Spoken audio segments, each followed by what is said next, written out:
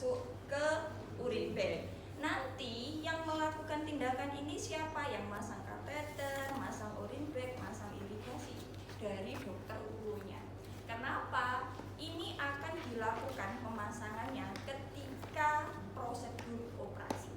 Jadi pas pos BPH sudah diambil ini jaringan tadi yang kan ke tengah, langsung nanti dari dokter urunya memasangkan 3-way kateter dan di saat itu juga langsung dilakukan irigasi kandung atau irigasi kateter.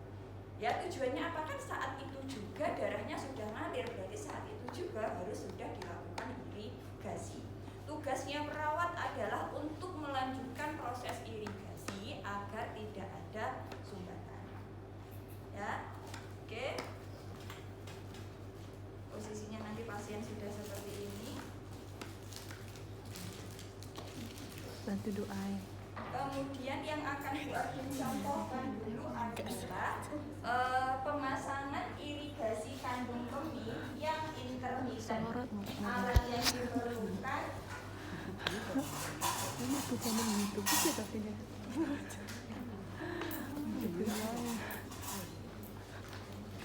Muakan.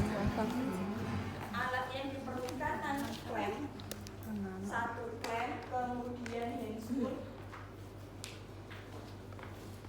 terus obat untuk yang akan dimasukkan ke kandung kemihnya pasien. Oke, sudah.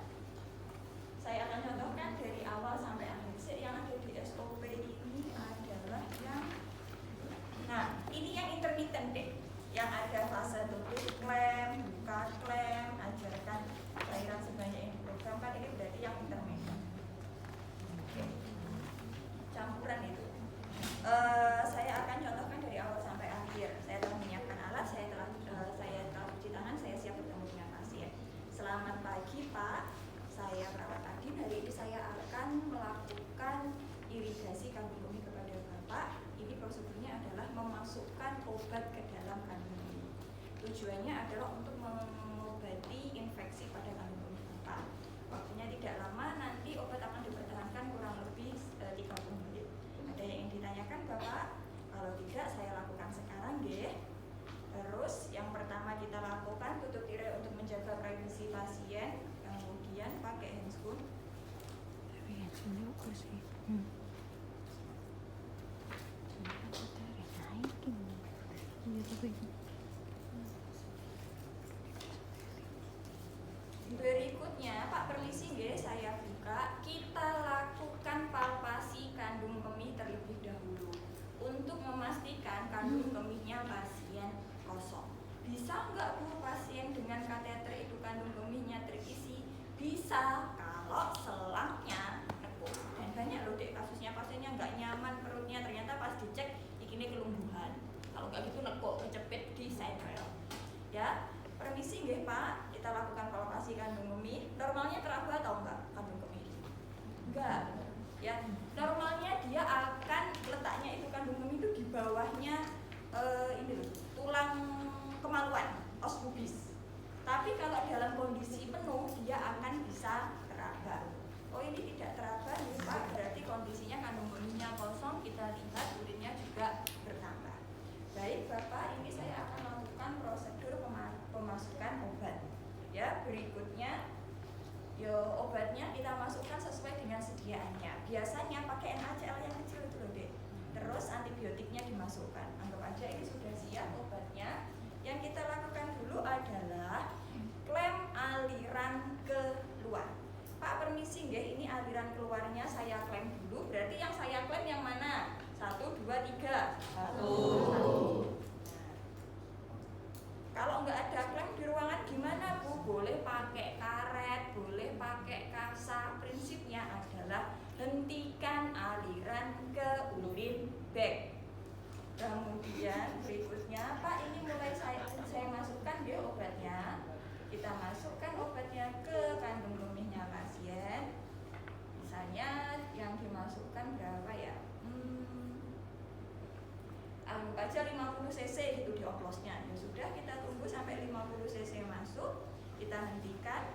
Terus Pak ini obatnya sudah masuk, pripun Pak perasaannya? Biasanya pasiennya merasa nggak nyaman. Kenapa? Karena kandung kemihnya terisi. Yuk kayak pipis gitu, tapi kan nggak bisa keluar karena memang prosedurnya seperti ini.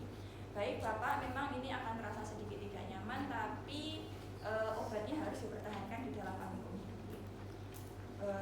Ada yang mau ditanyakan? Kalau tidak, pasien kita tinggal dulu. Kan nggak mungkin kalau kita nunggu 15 menit 20 menit, kita tinggalkan ke pasien lain terus kita balik. Kemudian Pak, ini sudah selesai saya melakukan tindakan, sudah 30 menit ya Pak ya. Sekarang akan saya buka alirannya, nanti dia akan keluar. Tadi kan kita memasukkan 50 cc, kita observasi, kita lihat, oh urinnya nambahnya 70 cc, berarti 50 cc sisa cairan irigasinya tadi tambah 20 cc apa? Urin. Oke, sudah, Bapak sudah selesai tindakannya. Ada yang mau ditanyakan? Kalau tidak, saya kembali ke ruang perawat. Selamat siang. Itu tadi kalau yang intermiten.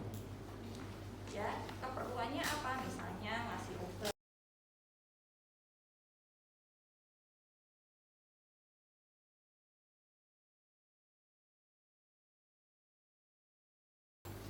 Pak, permisi nggih. Kenapa mencet bel, Pak? Perutnya nggak nyaman. Baik, kalau perutnya nggak nyaman, saya lihat dulu ya. Nanti kita lakukan palpasi. Beneran biasanya kandung kemihnya ada distensi, kemudian urin bagnya nggak ngalir. Padahal infusnya biasanya tetap ngalir. Makanya pasiennya nggak nyaman banget.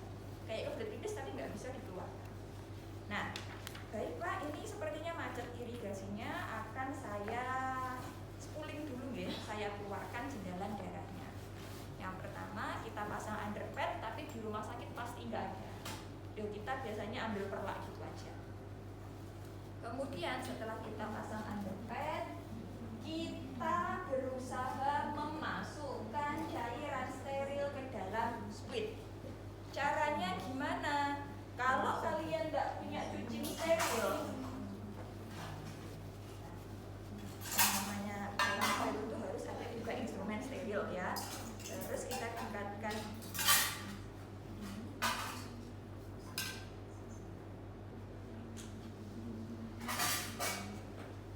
coblosan.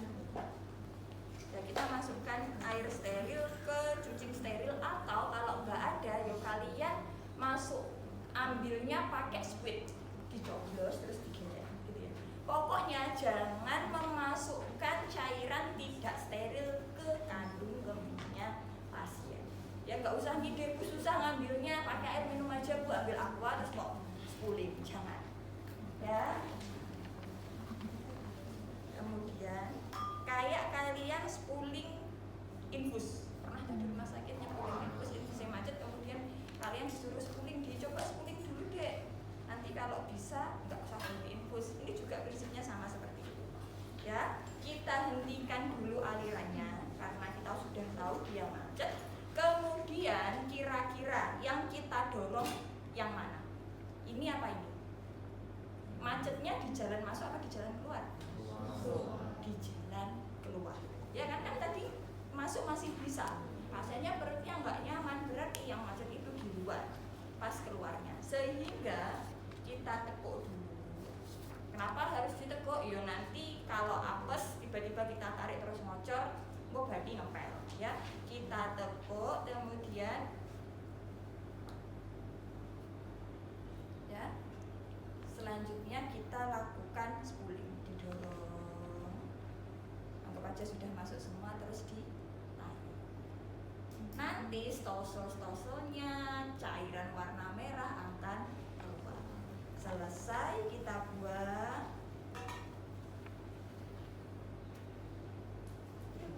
Ya.